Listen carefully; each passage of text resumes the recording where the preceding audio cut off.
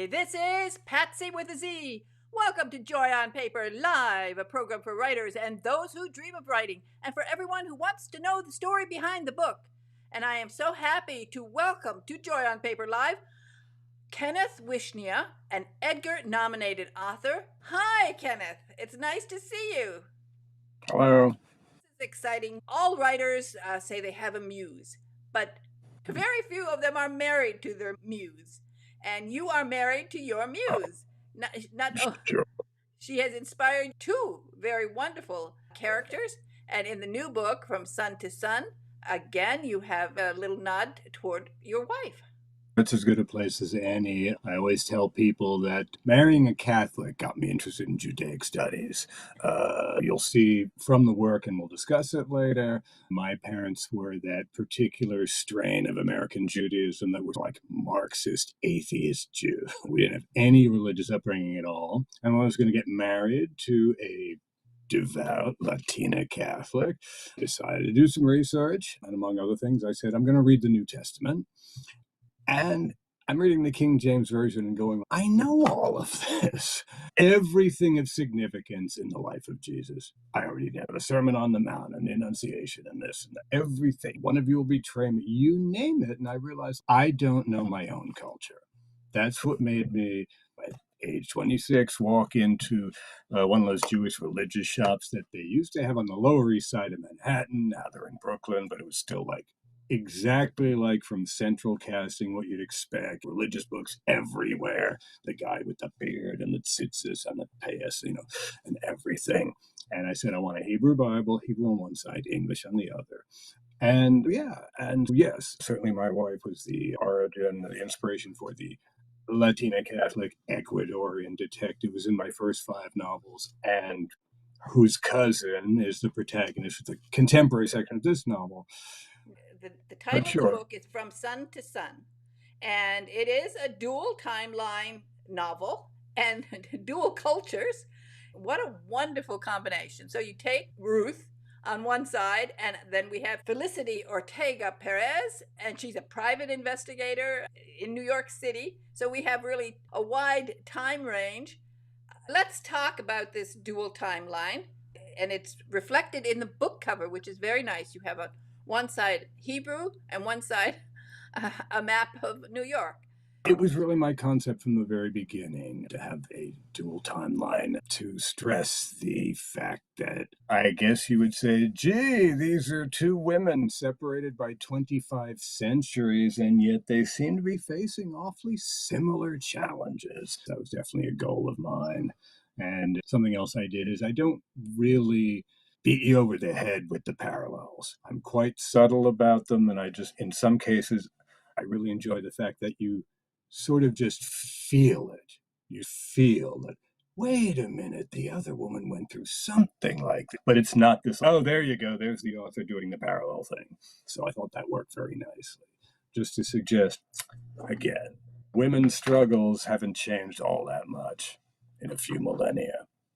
We could start with Ruth. He does say it in the back in the acknowledgement, but it's worth saying on camera that the inspiration for the Ruth section actually began about 30 years ago when I was a graduate student, teaching assistant at SUNY Stony Brook, I guess now called University of Stony Brook, for a prominent feminist Hebrew Bible scholar.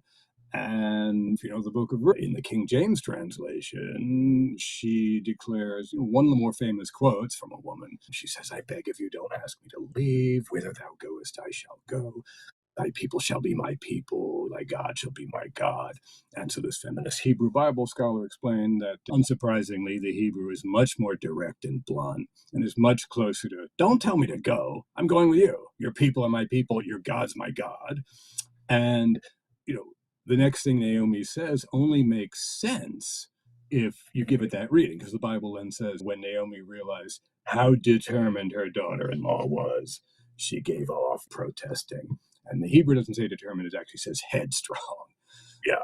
And so Ruth's actually, instead of being this deferential, modest woman going, I'll do whatever you say and all that, she shows herself to be a rather tough woman, which is necessary because it's the early Iron Age. So you better be tough if you want to survive in that world. You explained to me once the story of Ruth is really an ideal story for a mystery. Yeah, that's as I say, I don't make these claims too often, but I think in this case, I can claim that I am the first person in human history to read the Book of Ruth and say, great setup for a crime novel. Because no one's ever done one, so I think not. People have certainly written books expanding on the story of Ruth. There aren't that many, female figures in the Hebrew Bible, and people have done, of course, with the red tent, it's Dinah, one of Jacob's daughter, and that sort of thing. The biblical book of Ruth begins with the death of three men in rapid succession without any explanation. Because the point is that without a man, the women are left utterly homeless and destitute. But the point is to follow the women and to find a male to continue the line, because again, if you're a traditional believer in the biblical story, the line of the Messiah is going to pass through her. It's pretty important. And we could discuss that. She's this foreign woman, and we can certainly talk about the Bible's attitude towards foreign women. It's definitely something to bring up, especially in today's world. But the notion is that Ruth is actually King David's great grandmother, and the Messiah is supposed to be descended from King David. So, yes, she's very important. I was really impressed with the blurbs you got. Reed Farrell Coleman, of course, has been on Joy on Paper, the radio program, a number of times because I love his books. And I liked what he said about it. No one blends the ancient with the current as deftly as Wishnia. His From Sun to Sun is an entertaining, thought provoking exploration of women struggling to overcome against great odds, which is absolutely true. And then James Lincoln Warren, also a great writer, he says, by turns evocative, provocative, lyrical, visceral, tender, and brutal. Woo, he's got a lot to say, but always engaging and fascinating.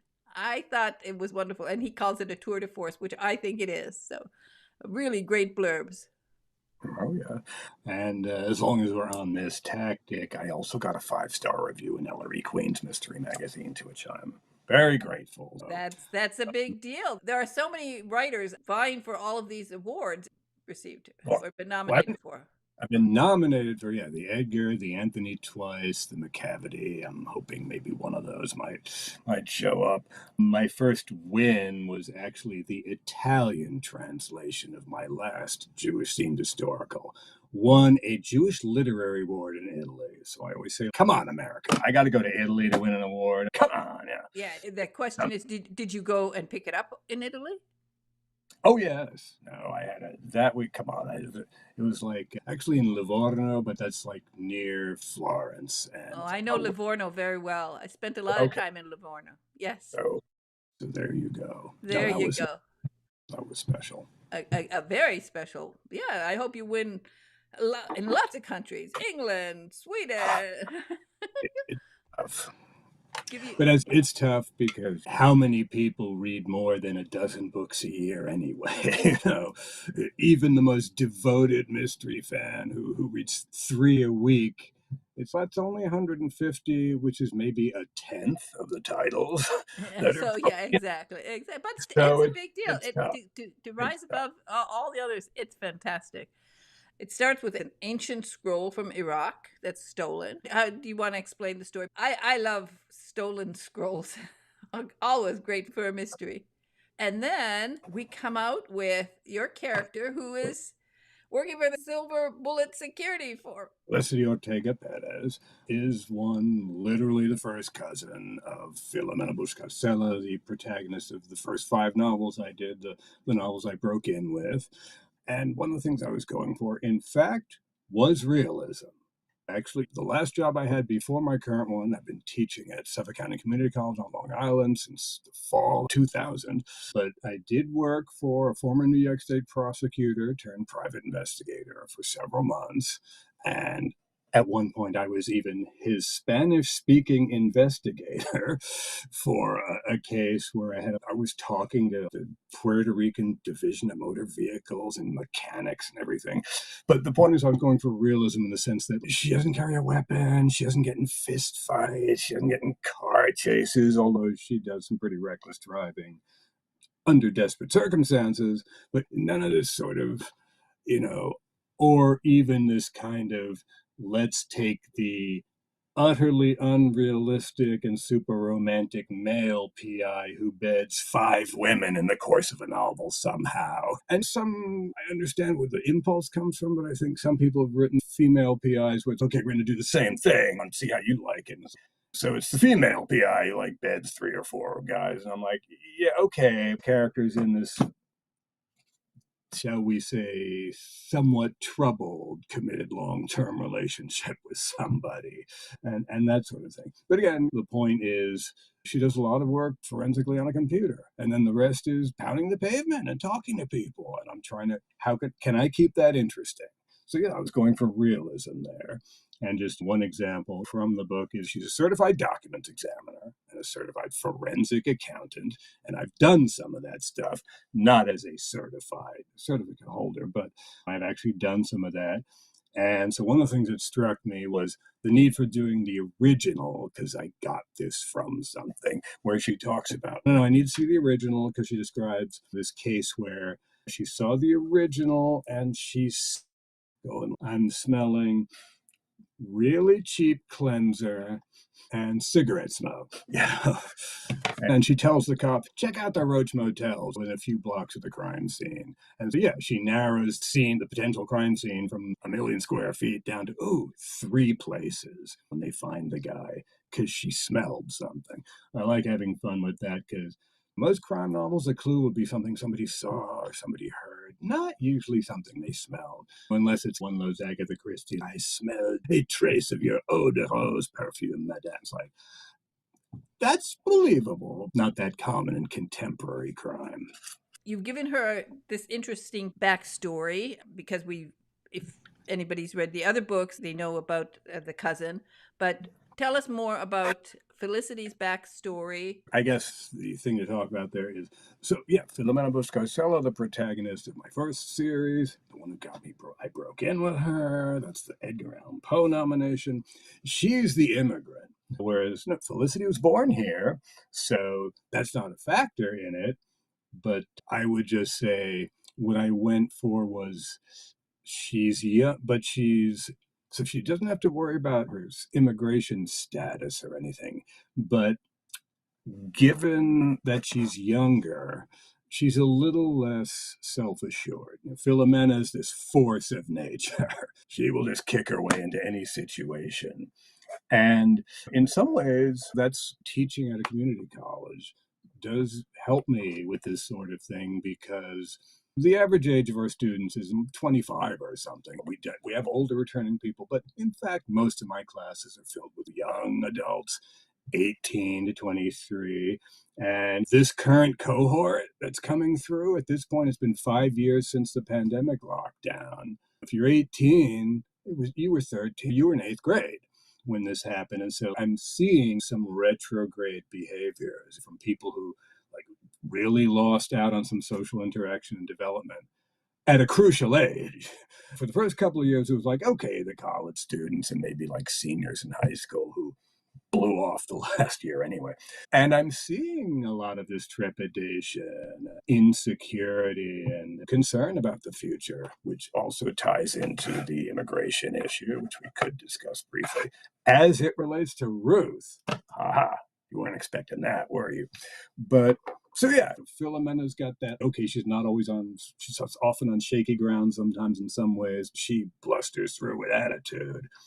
Whereas, yeah, Felicity is more like, yeah, she's got her degrees and her skills and everything, but, for example, actually has terrible performance anxiety. Philomena can just like power her way through problems, whereas Felicity, among other things, she actually has severe performance anxiety. I don't say she has it, but I show her in the two occasions when she has to do a presentation or public speaking, she actually gets very nervous, even though she shouldn't. She's very accomplished and knows what she's doing.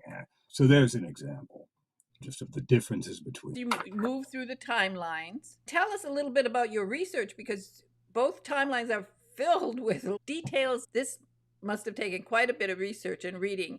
And as you said, you weren't steeped in Jewish history. I know the Hebrew alphabet. I learned to read Yiddish, and I always tell people I can decode Hebrew.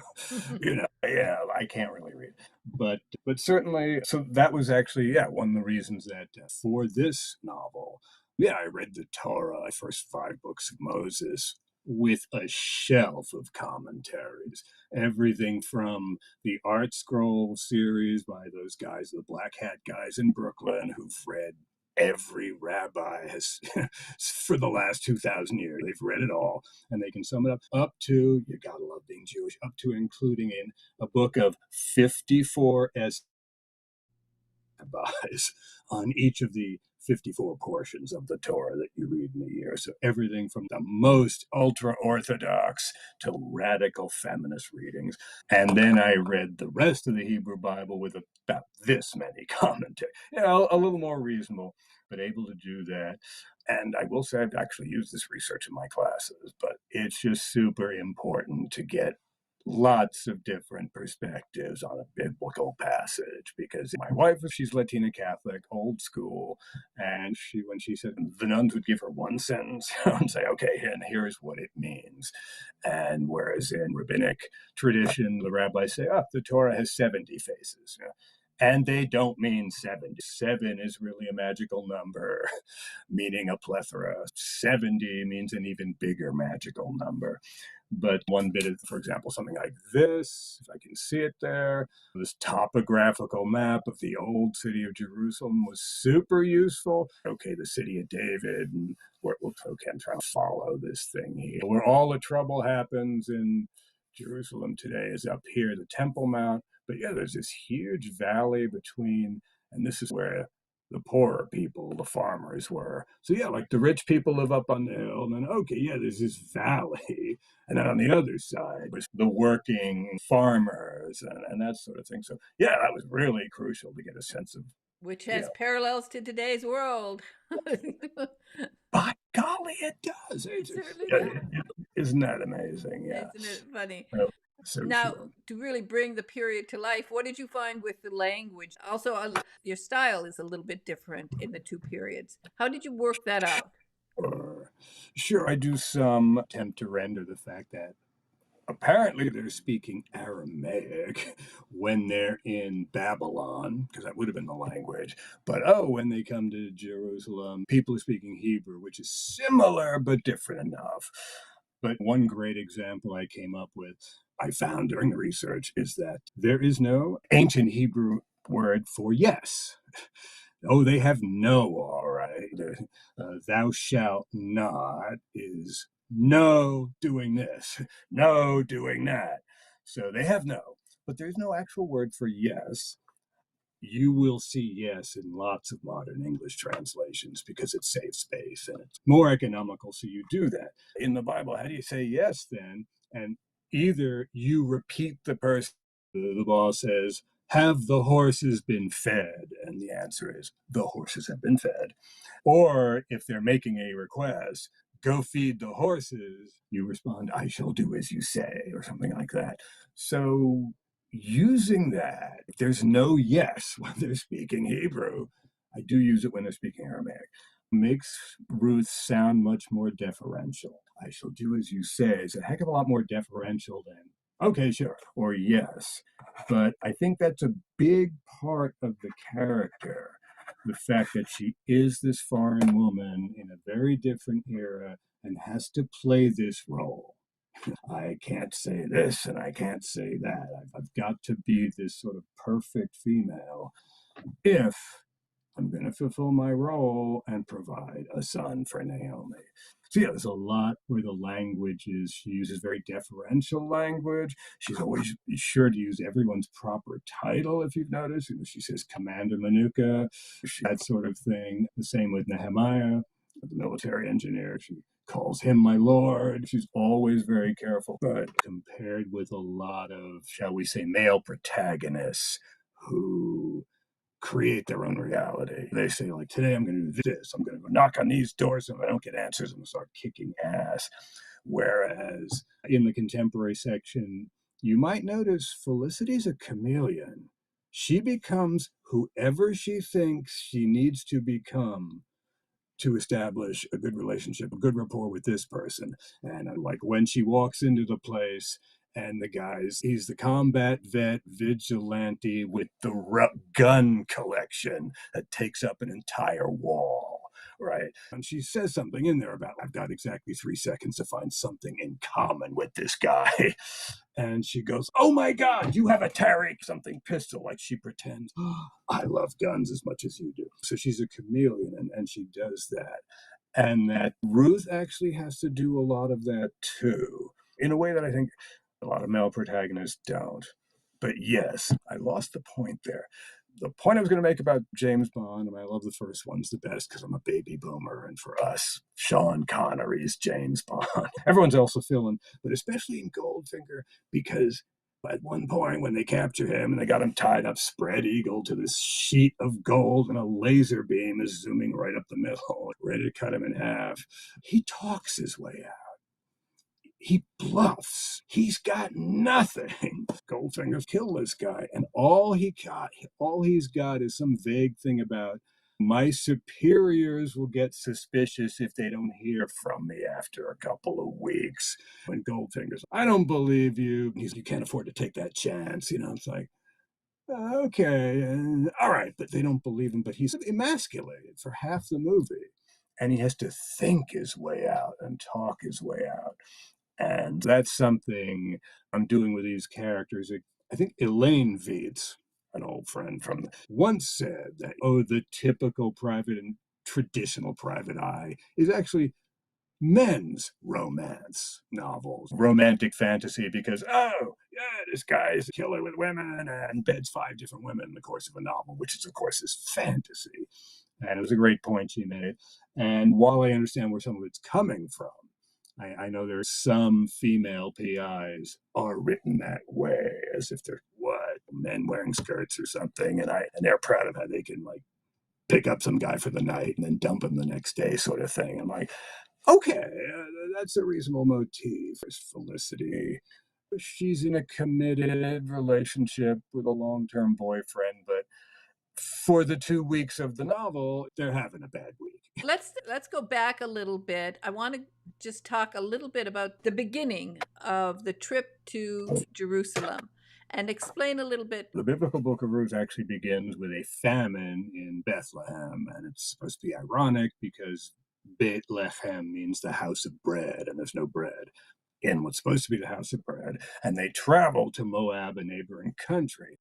But anyway, Naomi tells her 2 daughter-in-laws, go home to your mother's houses, which in itself is a unique expression in the Bible. It's always your father's house, so there's that. And one daughter-in-law, Orpah, turns to go, and her name literally means the back of the neck. Turn your back on somebody like that. But one thing about go home to your mother's houses and the fact that we do follow 2 women in their struggle to reestablish something suggests there might be some female authorship involved in this book, although there are other elements that suggest not, because among other things, it doesn't say where they hang out. They go to Bethlehem and it doesn't say where they're staying. They're clearly staying somewhere. And it doesn't say where. I'm like, I'm sorry, only a guy would not think of that detail. Who's feeding us? Who's putting us up for the night? That's a big factor in my adaptation of the story of Ruth. No, they have to stay with a family and they need to earn their keep from that family. Yes. Definitely. I like that you put that in. It's exactly the way I would think. Where are they? The first thing I would think about. You just don't go strolling south a little bit and just landing there. It's a planning thing for a woman. So I thought it was perfect. Yeah, thank you. I'm glad, especially since they're essentially migrants. So yeah, it's just what would be their primary concern after food and water? A place to lie down for the night. And so that's another thing we could bring up discussing this, because one of the things I learned in my research for this novel and reading the entire Hebrew Bible in great detail was that, among other things, King David does appear to have relatives in Moab. At one point, everybody knows that King Saul and David go from being allies to enemies to deadly rivals.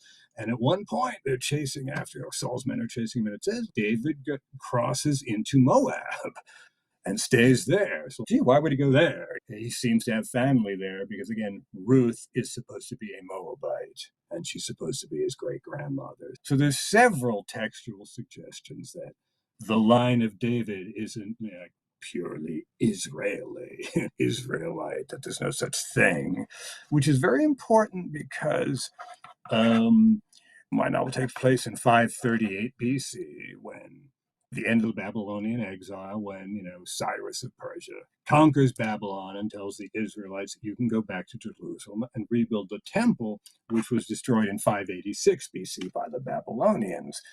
And so in the book of Ezra, he basically says that the temple was destroyed because we turned our back on God and married foreign women and went whoring after their gods. That's the expression the Bible uses throughout, whoring after the foreign gods. So God turned his face from us, letting us be weak, and we were easily conquered.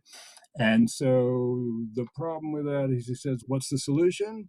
Okay, all the men should divorce their foreign wives right now, kick them out of the country, along with the children from those unions, because we essentially have to purify the race. So I think, I didn't know that this novel would be quite so prophetic, but yeah, we've got a major biblical book saying we've got to take all those undesirable foreigners and kick them out of the country, and then everything will be great. And biblical scholars believe that the biblical Book of Ruth was deliberately inserted as a counter to that argument, as if to say, oh, all foreign women are bad? How about this foreign woman? She was pretty good, sacrificed everything for her widowed mother-in-law to go traveling to a country she didn't know, to speak a language she had to learn, in order to find some guy who could give her a baby and provide the line of King David and the Messiah. She's a pretty good woman, right? So yeah, it does that. And I'll just say, speaking of being slightly prophetic, the modern section character, I did talk earlier about how my parents were very far left. I was raised that way. And Felicity does say some very far left things in here, which turn off some readers. And so what I want to tell them is keep reading. Please keep reading, because one, you'll see why. You'll see where she gets it from, surprise. And you'll also see where it leads her. Yeah, exactly. In today's world.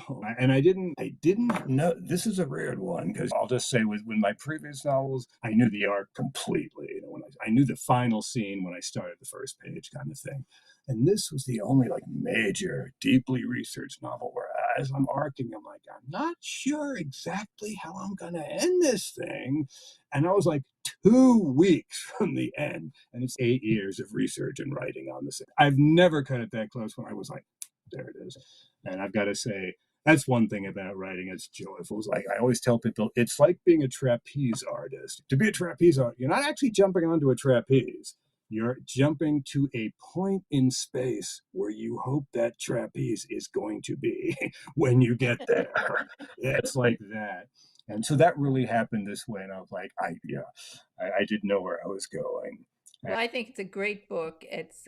Everybody who gets this book, I think they will be entranced with both eras, both periods of time. I went back and forth, and I enjoyed it so much. So the name of this book is From Sun to Sun. But before I let you go, I do want to mention your series, when you were Edgar nominated. I'll just say I have always been drawn to strong women characters, and something about me. I guess in some ways I'm the embodiment of Oscar Wilde's dictum. He has so many classic quotes, but one of them is, give a man a mask and he'll tell you the truth. And for some reason, that's me. Give me a female character to write about, and it just comes out. And I will say that, okay, I guess maybe some of my testosterone gives Philomena some of her short temper. And she does have a short temper. But in this one, I'll just say there was a scene I didn't know I was going to write, where in the modern section, where Felicity is frustrated by having to deal with a rather difficult person, and she can't really do anything to him at that moment. And then the next scene, I didn't know I was going to write it. She screeches her car to a halt and smashes some beer bottles against a wall. And yeah, a woman who read it said, yes, that's it. You know, all these microaggressions and you can't get back at them. And so I'm like, okay, if I use some of my like masculine aggression and a woman said, yes, I love it. I'm like, okay, then I got something right there. Well, isn't it fun when a character takes over for a little Yeah, while, and until you're a writer, you really don't understand how it can happen. You're writing along, right. and you think you know where you're going, and then suddenly it's that like the character kicks you in the butt, and you just have to write what they want. Right. So yeah, that's some of the best stuff you do is the stuff you didn't think you were going to write. So yeah, Exactly. Again, the name of the book is From Sun to Sun, and you have a website, Kenneth Wishnia, so people can go there. And which this we book, totally have to update because we way better stuff than the Yiddish Book Center link. We've got the 5-star review and Ellery Quain, for God's sakes, but I have yet to put that up there. I know I'm terrible on it. and I do love the Ellery Queen one because I think I started reading Ellery Queen the way back. Think I still have some of them. They opened the way for so many writers. They gave them their Right. first start, and so it's a great honor. Thank you for choosing me. As I was mentioning earlier, there are thousands of titles out there. And yeah, to get any attention at all is always special. Well, Yeah, I would. If anybody has a book club, I'll join you virtually. I oh, swear. that is a wonderful thing to do. Yes, so I hope you reach out to them because it is a good way to do it publicity.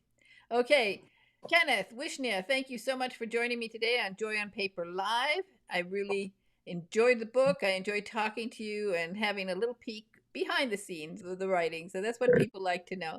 So thank you again so much for Yep. joining me today. Thanks for having me. Okay, bye bye now. Bye.